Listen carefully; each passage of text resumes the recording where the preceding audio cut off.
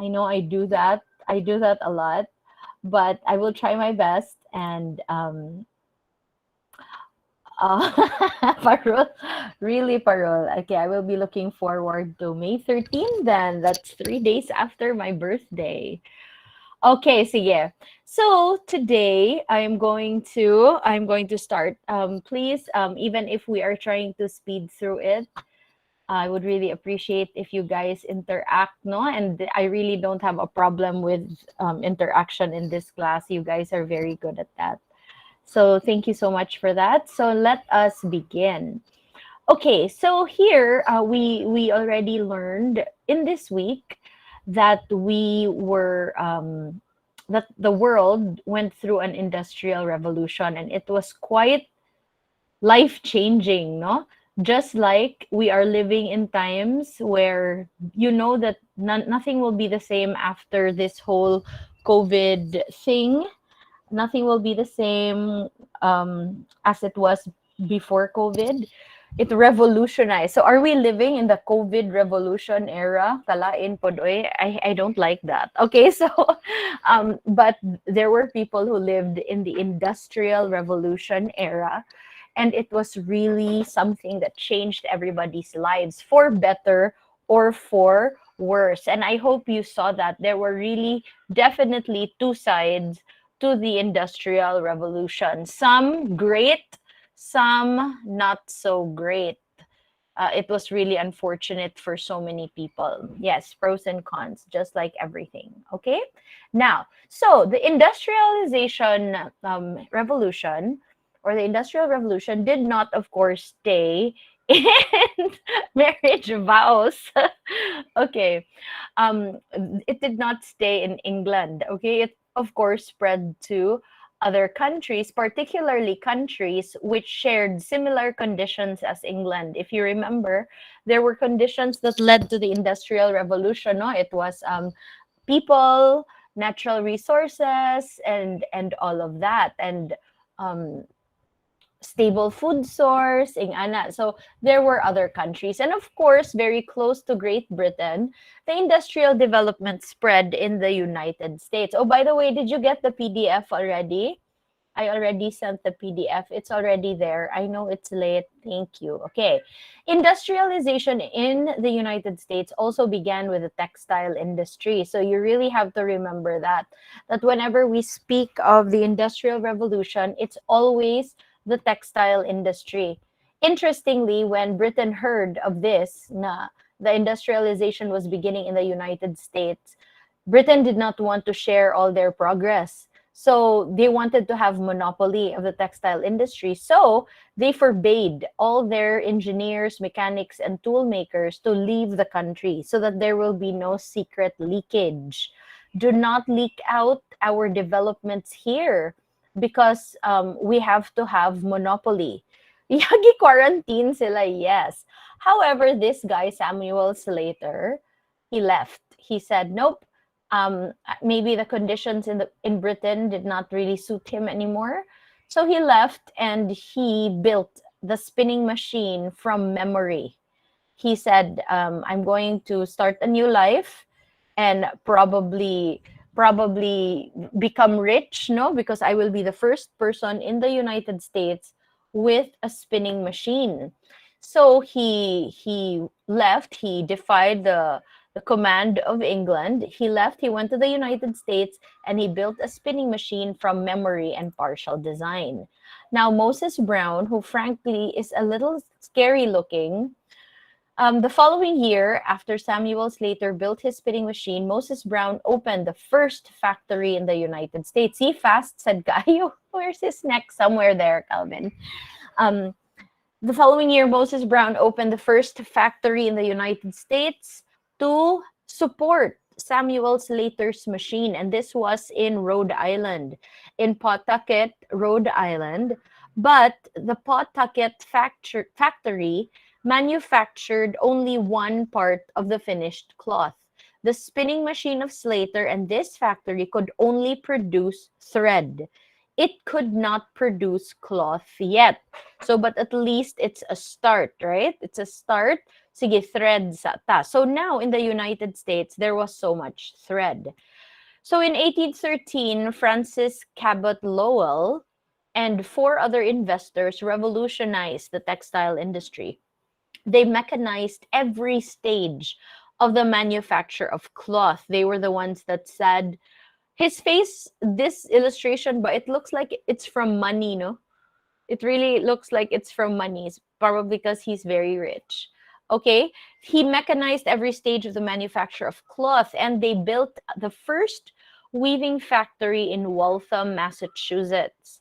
And they earned their weaving factory earned them enough money to fund a larger operation in another Massachusetts town. So do you see it's sprouting already like mushrooms? Okay. When Lowell died, the remaining partners named the town after him. By the late 1820s, Lowell, Massachusetts had become a booming manufacturing center and a model for other such towns. Okay, so naana ni siya. So it's like, wow, Massachusetts. And it's so interesting for me because Massachusetts had the first successful colony when America was still beginning. It was Massachusetts, and now Massachusetts is the state that was responsible, NASAD, for ensuring that the Industrial Revolution would come to the United States. Now, after all of this happened, of course, you know that when factories for cloth are built, the people who usually weave, which are women, lost jobs already. They can no longer stay in their farms, in their houses where they would weave cloth before. So nobody will buy cloth from an individual person because it's not mass produced. It will be more expensive if it's one person. This is really actually what's happening because my mom, as you know, is a dressmaker. It's very hard for her to produce clothes, especially ready to wear clothes, if the factories in China are producing it in a very cheap and a very fast manner. So this is exactly what happened. So you have to focus somewhere else. So that's why my mom focuses on made to order, like your design or her design, and she will make it specially for you. So it's unique. So the dressmakers and the weavers flocked from their rural homes to work in factory towns. So now the populations, it's really happening again. Exactly what happened. And you know that later on it will be too fast and it will be bad for Massachusetts again. There, the women could make higher wages and have some independence. However, to ensure proper behavior, they were watched closely inside and outside the factory by their employers. The mill girls toiled more than 12 hours a day, 6 days a week. But thankfully, they had decent wages. Their wages were not as small as before.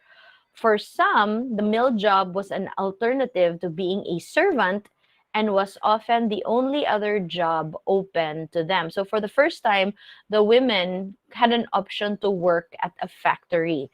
No, you could work at a factory. You did not have to become a slave or whatever. Country girls were naturally independent, and the feeling that at this new work, the few hours they had of everyday leisure were entirely their own was a satisfaction to them. They preferred it to going out as hired help. It was like a young man's pleasure in entering upon business for himself. Girls had never tried that experiment before and they liked it. So the girls, like girl power, na girl power ang mga girls, ane, they were like, yay! Um, we are not told exactly what to do. Although it was very nice also that some factories kept close watch on these girls because if a girl is too independent, something bad might happen to her. You know, that's not really that is really something that you should watch out for.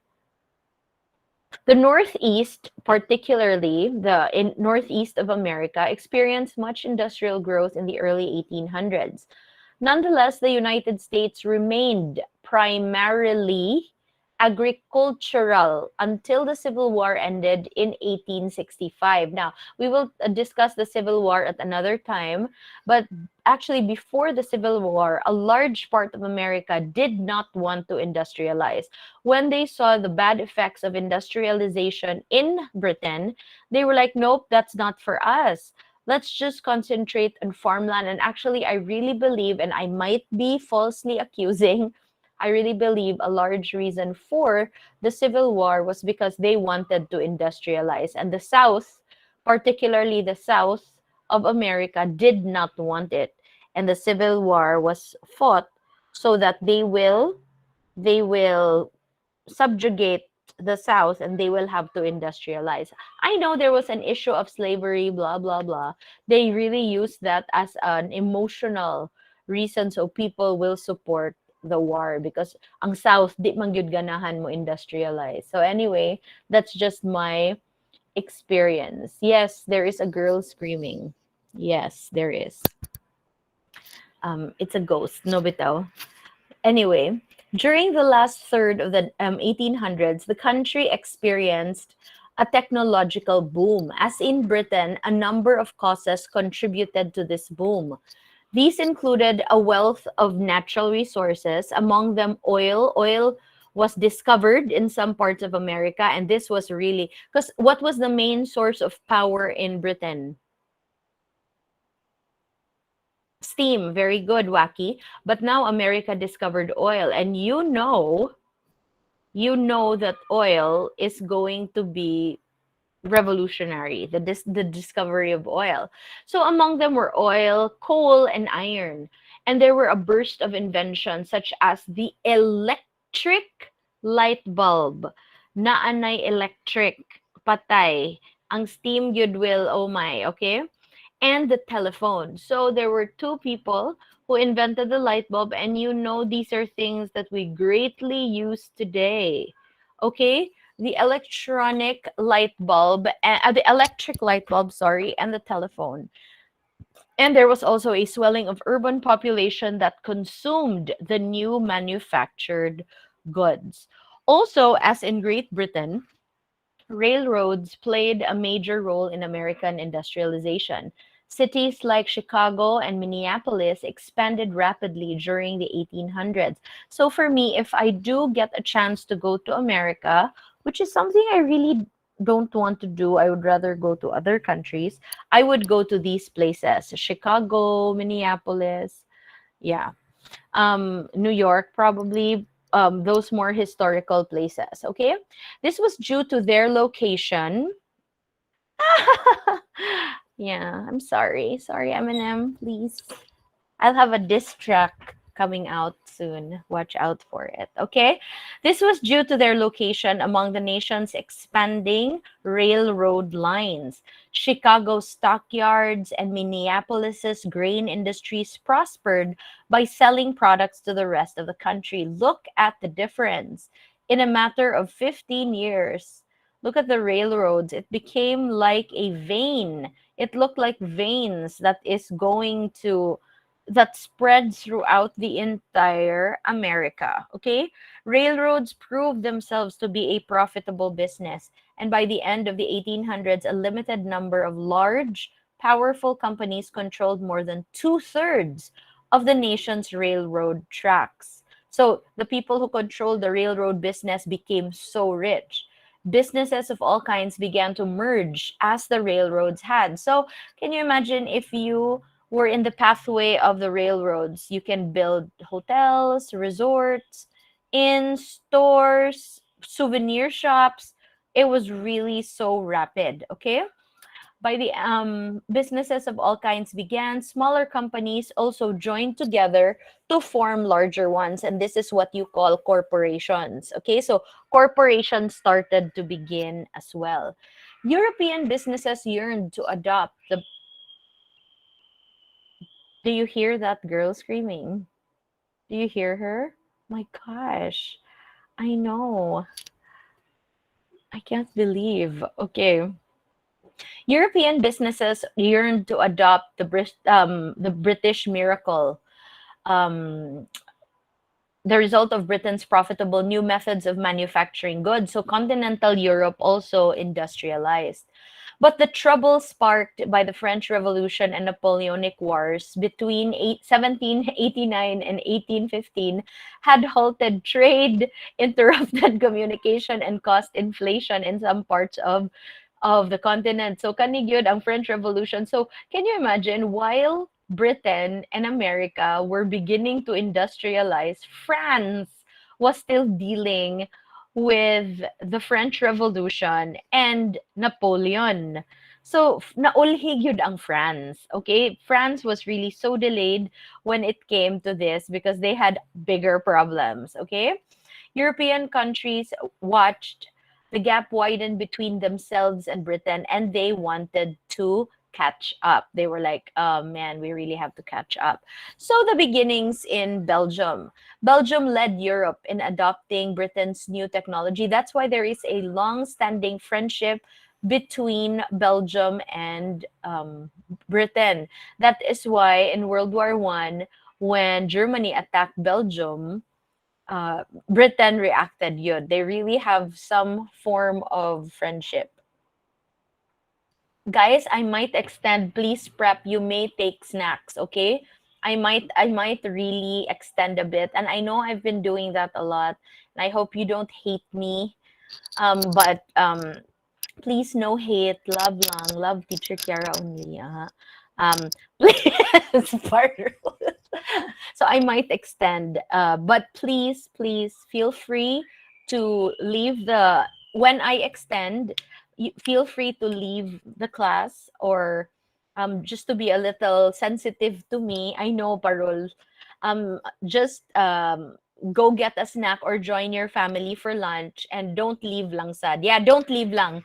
Don't leave lang, and then just go to get food or join your family for lunch. I will just continue talking, okay? Anyway, there is a recording. So thank you so much, guys. Thank you for being so understanding. You nom some food. Okay, now.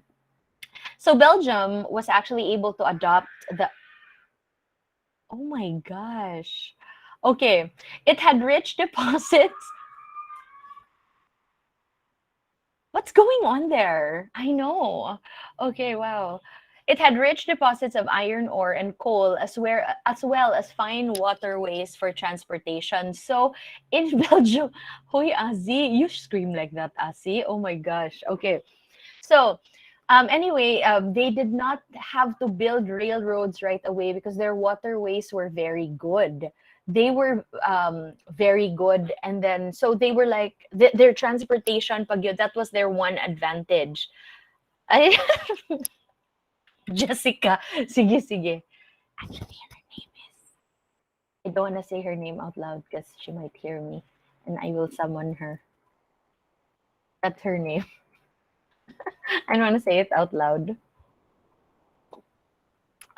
Yeah, because I don't want to summon her. I know. Okay, anyway. As the United States, British skilled workers played a key role in industrializing Belgium. I feel like the ones that are spreading industrialization are the illegal immigrants. They're like, don't spread our technology, huh? And then there are some people that are like, nah, we're gonna do it. Okay, so William Cockerill also, much like Samuel Slater, was a Lancashire, sorry, carpenter in Britain. But he illegally made his way to Belgium in 1799, and he carried secret plans for building a spinning machine. So it's like, wow, of course, illegal immigrants, like everything came from Britain.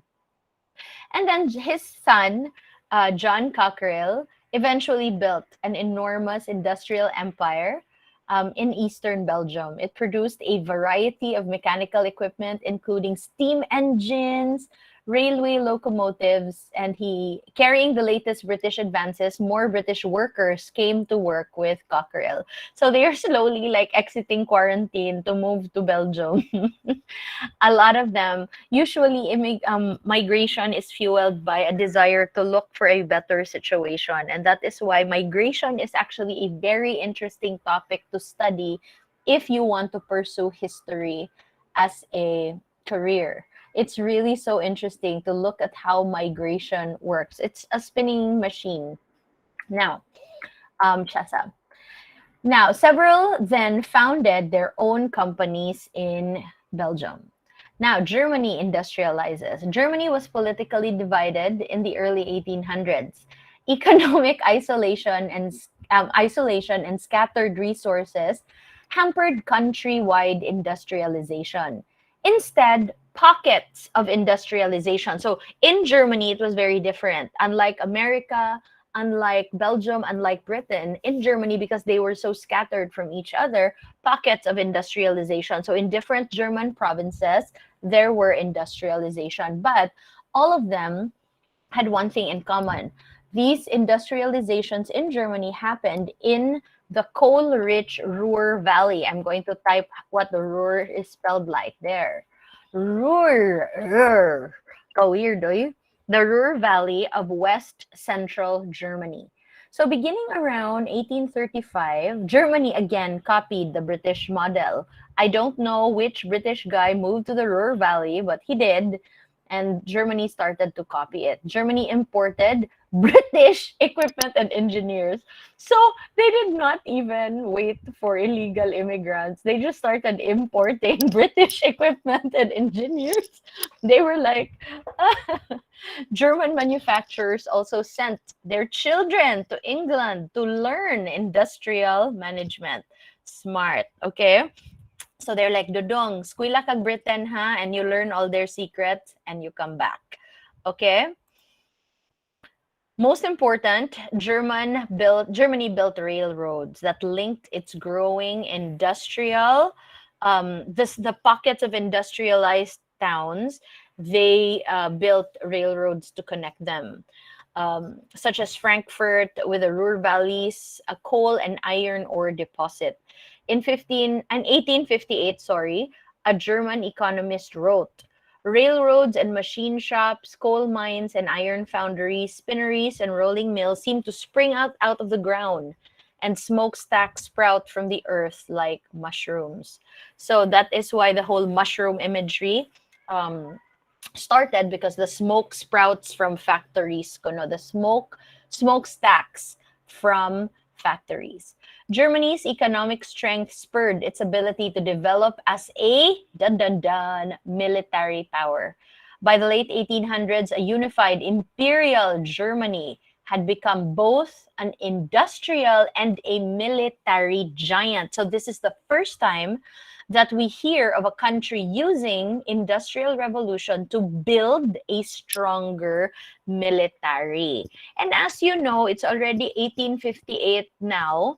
In 1912, Germany will attack the world, okay? Because that's the first time. Interesting, no? Industrialization in Japan. With the beginning of the Meiji era in Japan in 1868, the central government began an ambitious program to transform the country into an industrialized state. It financed textile mills. It's very interesting also to know that most of the people who wanted to industrialize in Japan were the ex-samurai. So the people who were samurais who were deposed, they were not samurai anymore. They used whatever money they accumulated, and they were the ones who industrialized. I know some, I agree, they're very industrialized, highly industrialized now, and they're very organized in their industrialization. See, I see students leaving the meeting, Yun, in and out. No, the internet's really a little bad lately. Now, it also asked private companies to invest in industry. Some companies had been in business since the 1600s, but new companies sprang up. Among them was the Mitsubishi Company, founded in 1870 and still in business now. So Mitsubishi, this is the beginnings of the Mitsubishi Company in Japan. And Mitsubishi was actually a samurai. Okay, he was an ex-samurai. So there's the beginnings of Mitsubishi. Antod karon grabe kayo ka dato. Okay? The industrializing of Japan produced a sustained economic growth for the economy, but they copied the German model and they used it also to strengthen its military. GG gyud ning Japan o Germany, oy, they should not be allowed to be friends, okay? Because they enable each other, okay? Now, expansion elsewhere in Europe. In the rest of Europe, as in Germany, industrialization during the 1800s proceeding by region rather than by country. Even in countries where agriculture dominated, pockets of industrialization arose. For example, Bohemia. Oh, I really wanted to visit old times Bohemia. That was a dream. Bohemia developed as a spinning industry. Spain's Catalonia processed more cotton than Belgium. Northern, it's, you know what, it's very interesting that Spain never really super industrialized. They did not. They just like to focus on getting gold from other countries. They're not very industrial. They're just here in the Philippines abusing us or whatever. Wa gyud kaayo. Busy with the Philippines, yes. I'm sorry, Northern Italy mechanized its textile production and they focused on silk. So they were like, ah, nindot na gining silk. Actually, silk went away, diba, from France. You remember this? Nga, the silk industry collapsed because of Marie Antoinette. Yes, she wanted to use cotton. So Northern Italy was like, ah, okay, France threw away the silk industry. Let's pick it up. So Northern Italy picked up the picked up the silk industry, and I know if you sleep on silk sheets. Okay, serf labor ran factories in regions around Moscow and St. Petersburg. In France, however, they sustained industrial growth only after like the whole Napoleon thing. However, French industrialization, which I actually really, really like, because this is the first time that I really super saluted something France did. Because French industrialization was more measured and controlled. They said, you know, um, we are not going to what um, do what the rest of the countries did. Let's control our finally, right? Finally. Okay, because they wanted their agricultural economy to remain strong. As a result, France avoided the great social and economic problems caused by industrialization. Oh my, for the first time, France avoided social problems. Congrats. Yes, the French have come a long way. A thriving national market for new French products was created after 1850 when the government began railroad constructions. You know what?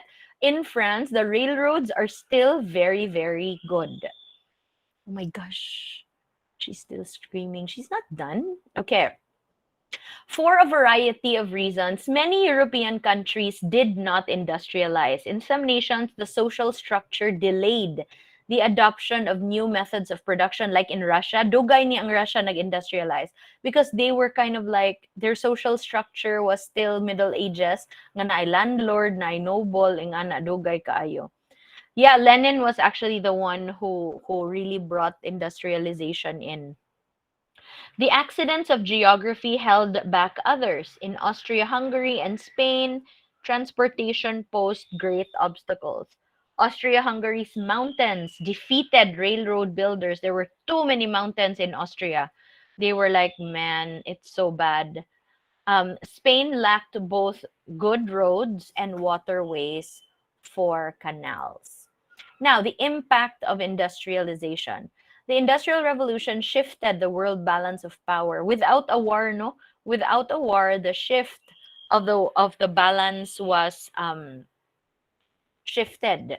It was the balance of power shifted. It increased competition between industrialized nation and increased poverty in less developed nations.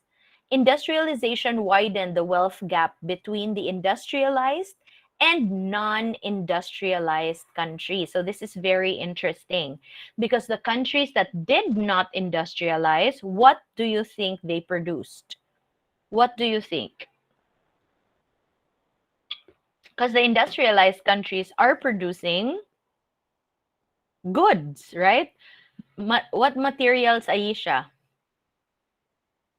Raw materials, okay? The non-industrialized countries like the Philippines during this time supplied the abaca, supplied the tobacco, supplied the sugarcane. Do you understand? Kita. Then the industrialized countries will buy these things and then they will manufacture it in their factories. And sadly, though, they will sell it back to us. Great. Okay. So they were like, we sold them the tobacco. They made the tobacco in in like Europe, and then they will say, "Oh, imported." Oh, and we were like, "Ooh, imported," because we had so much colonial mentality already. Ah, so nice. Yes, India was one of those. India did not industrialize because Britain used India to manufacture raw materials. To keep factories running and workers fed, industrialized countries required a steady supply of raw materials from less developed lands. In turn, industrialized countries viewed poorer countries as markets for their manufactured products. Kabastos jud oy. Wa man kay minadato because we did not industrialize. And then now you're selling us your manufactured products. Then we buy it pod because we were like, ooh, sugar cubes from Britain. And then they did not, and then those sugar cubes came from your own farm because we sold them sugarcane. Okay. Yeah, tea. Exactly, tea. They bought the tea leaves from India, made it into tea in Britain, packaged it in Britain, and then sold it very expensive. Britain led in exploiting its overseas colonies for resources and markets. Grabe gyud ang England, oh, had their hands everywhere. Soon, other European countries like the United States, Russia, and Japan followed Britain's leads in seizing colonies for their economic resources. This, therefore, was the second wave of imperialism. The first wave of imperialism happened katong discovery pa, katong during the Renaissance when they wanted to discover new lands. And now, the second stage of imperialism was because countries wanted more resources, natural resources. Okay? Imperialism is the policy of extending one country's rule over many other lands, and it gave even more power and wealth to these already wealthy nations. Imperialism was born out of the cycle of industrialization. Kani, this is very important. The need for resource to supply the factories of Europe and the development of new markets around the world. Between 1700 and 1900, revolutions in agriculture, production, transportation, and communication changed the lives of people in Western Europe and the United States. Industrialization gave Europe tremendous economic power. In contrast, the economies of Asia and Africa were still based on agriculture and small workshops. Industrialization revolutionized every aspect of society from daily life to life expectancy. Despite the hardships, early urban workers suffered. Population, health, and wealth eventually rose dramatically in all industrialized countries, but the non-industrialized countries suffered um, in terms of money, but we did not suffer in terms of the social problem.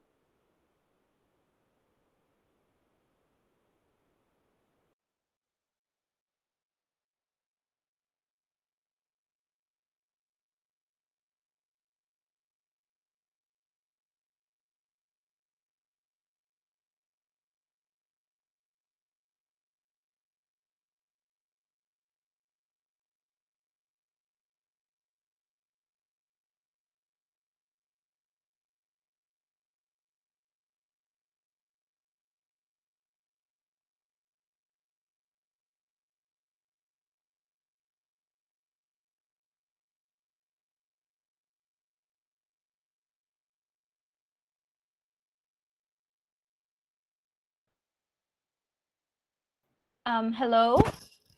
Sorry. Um, sorry, hello, can you hear me?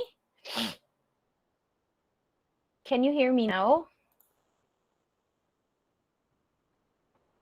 Yes, okay. My internet also disappeared. Like Sophia. High five, Sophia. Porbida. See, I told you, grabe yun ang internet now. I had to plug in my wife. It's so weird. Okay, so there's really something going on, I think. Okay. Okay. So, now, nagdali pag yung taron unta. Okay, so again, how do you, I don't know if you caught my last point, no? Nga, yes, the industrialized country was very, um,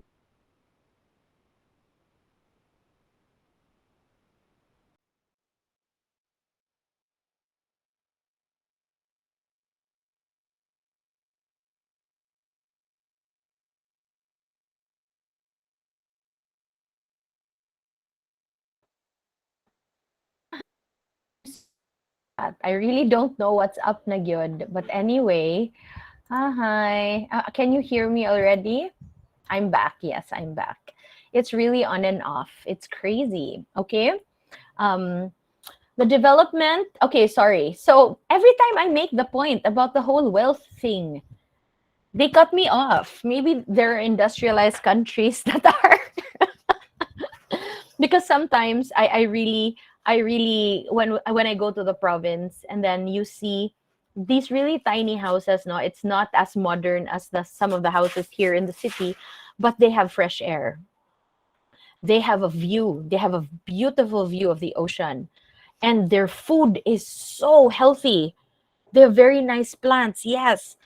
And then they're so how do you define wealth? That is really my point.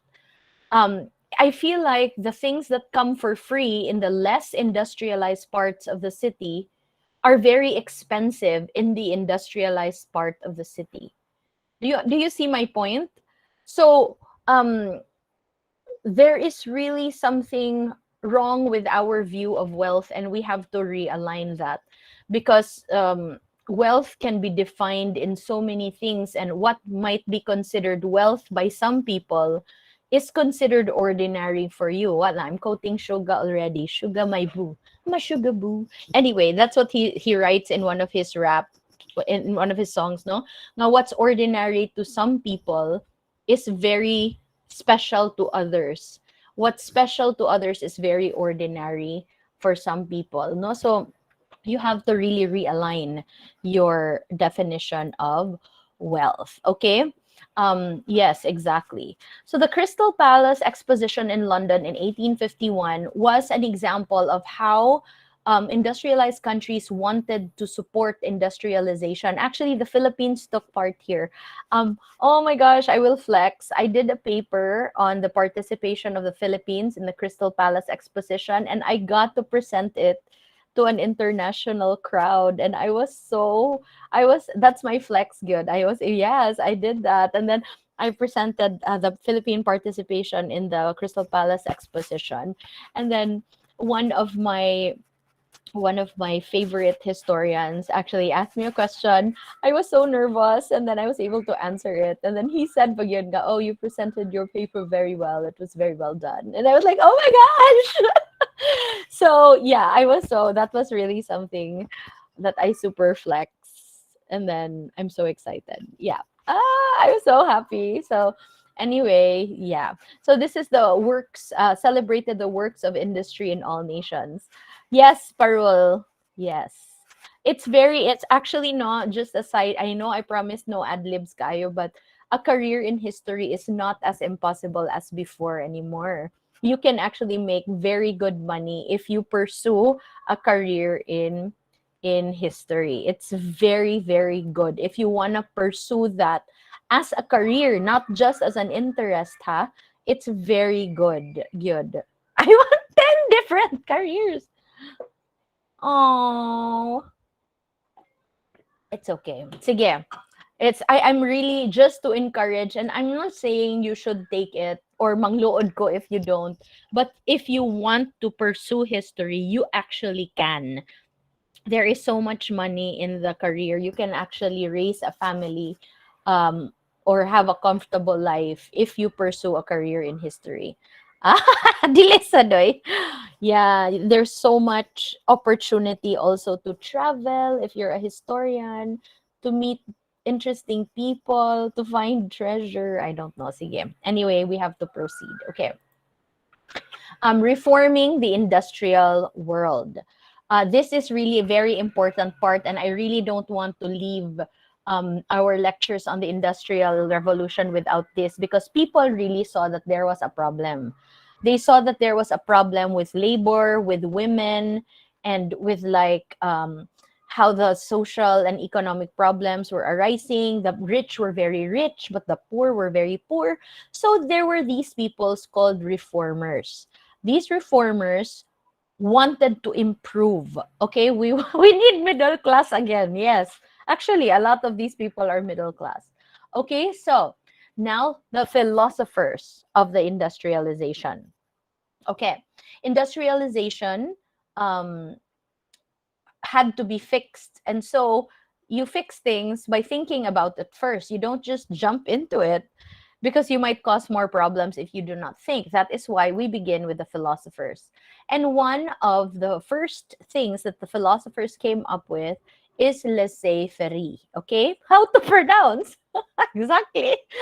It's laissez-faire or laissez-faire. Okay? It's okay. Laissez-faire. Laissez-faire refers to the economic policy of listen ha, letting owners of industry and business set working conditions without interference. Okay?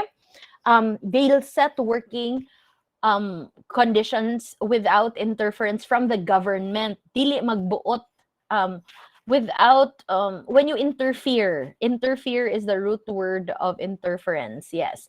um the government should not buot. Private industries in laissez-faire should decide on their own. This policy favors a free market unregulated by the government. The term is French for let do. Let do. Let them eat cake. Let people do as they please. If you translate laissez-faire, it means let people do as they please. Nga murag, don't let, yes, kind of like that. Laissez-faire economics stemmed from French economic philosophers of the Enlightenment, and they criticize the idea that nations grow wealthy by placing heavy taxes on foreign goods.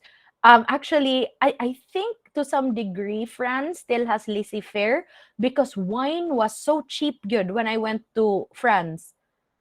Oh my gosh. It was 140 pesos for a good bottle of wine. That is so cheap because they do not impose heavy taxes on foreign goods. It's my dad's going to have a field day. Grabe. And you can buy wine in like convenience stores like 7-Eleven. And I'm not even going to pretend to say that I did not drink a lot of wine in France because it was so cheap and it was very cold. It was so cold yun, parol. And kana yung it's like even my cheeks were shivering, and only wine together with your jacket can keep you um can keep you warm. So yes, Johnny Walker. No, Johnny Walker is whiskey. Johnny Walker is whiskey. It was not whiskey. It was wine. It was so I really believe that laissez-faire still exists in France to some degree. In fact, people who believe in laissez-faire argued government regulations only interfered with the production of wealth. These philosophers believe that if government allowed free trade, guys, you have to listen to these economic policies because I want to hear what you agree with, like what you think is best for our country. Okay? Um, so first we have laissez-faire, huh? Let's see if you like this. I wanna. This is what I wanna know. These philosophers believe that if government allowed free trade, the flow of commerce in the world market without government relation, economy would prosper. So this is laissez-faire, huh? Adam Smith, who is considered the father of economics, was a professor of the University of Glasgow in Scotland. He defended the idea of the free economy in his book, The Wealth of Nations. In the Wealth of Nations, and I think my economics teacher in high school was a believer of laissez-faire because she made us read The Wealth of Nations. And I actually found it very interesting. And I'll be your economics teacher next year, God willing. So I hope it will be interesting for you too. I really like economics a lot. I'm not an economist, but economics is really fun if you make it fun, I guess. As a result, government should not interfere because economic liberty for Smith guaranteed economic progress. There were three natural laws of economics according to Smith. Number one, the law of self-interest. People work for their own good. So if you do not, if the condition of people kuno are not good, why will they work hard? Do you understand? So there workers who have very bad situations in the factories, why will they work hard? You have to provide that. The law of competition. Competition forces people to make a better product, and the law of supply and demand. Enough goods would be produced at the lowest possible price to meet demand in a market economy. Okay? So these are the three natural law, and this is a law, huh? This is not a theory. Meaning this has been proven to be right. So now it's a law. That's why Adam Smith is the father of economics. Now, Smith's basic ideas were supported by British economists like Thomas Malthus and David Ricardo. I don't know if that is racist, but when I heard David Ricardo, I really thought he was going to be Latino. But he's not. He's the whitest person. Maybe probably that's racist. I don't know. But it says Ricardo. So I was like, what's an Latino doing here? Anyway, and I thought, pag yun nga, don't they, di ba they're uneducated? Because during this time, they're still uneducated. So I don't know if that's racist and it's recorded. So now there's proof. Oh my gosh. Okay, so now, capitalism. So, like Smith, they believe that natural laws governed economic life. Their important ideas were the foundations of laissez-faire capitalism. So, capitalism is an economic system in which the factors of production are privately owned and money is invested. Cancel, Kiara. Shut up. I thought love, Kiara Taron. Okay, ayaw kong i-cancel, please. Okay? Um, okay, again, capitalism is an economic system. I should have just put this in the slide, no? Anyway, it is an economic system in which the factors of production are privately owned and money is invested in business ventures to make profit. So capitalism yun is private ownership of businesses, and when the business makes money, you invest it back to your business. Do you understand? Dili ba nga once you make a profit, shopping spree. Do you understand? Okay. So, yes. Okay, so that is capitalism. Okay. These ideas also help bring about the Industrial Revolution. So if you're a capitalist, you might not enjoy profit right away. Okay, you might not enjoy profit right away because whatever profit you make, you invest it back to your company. So maybe for a while, like a year or two, your factory is running, but it's still rolling. That it's still rolling because um yeah, don't do that. Like I don't think it's a good, if you're starting a business, to just spend all your profit right away. Make it roll first and then start enjoying the benefits when it's really actually super excess na. In an essay on the principle of population written in 1798, Thomas Malthus agreed that population tended to increase more rapidly than the food supply.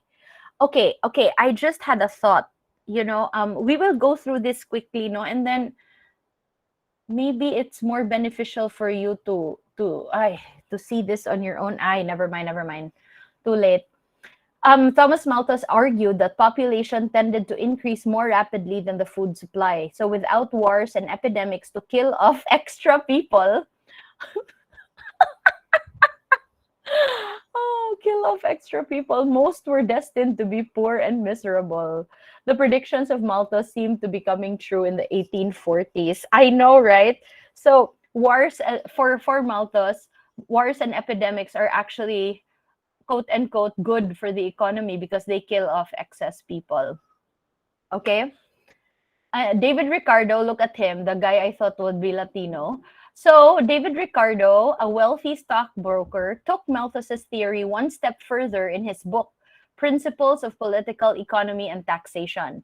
Like Malthus, Ricardo believed that a permanent underclass would always be poor. There will never be a world that the poor will be eliminated. That is what he believed. In a market system, if there are many workers and abundant resources, then labor and resources are cheap. If there are workers and scarce resources, then they are expensive. Ricardo believed that wages would be forced down as population increased. Guys, I'm going to move the deadline for these notes to another date because I think we're going so fast. And maybe perhaps it would be better if you will review some of the parts so that may na lang, di ba? So when can the deadline of the notes be? Can I make it on Tuesday next week? Okay, sige. It's okay. So you don't yes. Okay, sige, sige. Okay ra. Sige. So that at least if there are some parts here, especially in this part na you need to review, you can still review it. Okay? Sige. Ricardo believed that wages would be forced down as population increased. Laissez-faire thinkers such as Smith, Malthus, and Ricardo opposed government efforts to help poor workers. They thought that creating minimum wage laws and better working conditions would upset the free market, lower profits, and undermine the production of wealth in society. So, according to these capitalists, yun ni sila. And the exact opposite of capitalism is socialism. Okay? So, capitalism versus socialism, there will be a chart later that we are going to look at to make things clearer. In contrast to laissez-faire, philosophy which advised governments to leave business alone, other theorists believe that governments should intervene. These thinkers believe that wealthy people or the government must take action to improve people's lives. The French writer Alexis de Tocqueville gave a warning. Consider what is happening among the working classes. Do you not see spreading among them, little by little, opinions and ideas that aim not to overturn such and such a ministry, or such laws, or such a government, but society itself, to shake it to the foundations upon which it now rests? So Tocqueville was like, can't you feel it?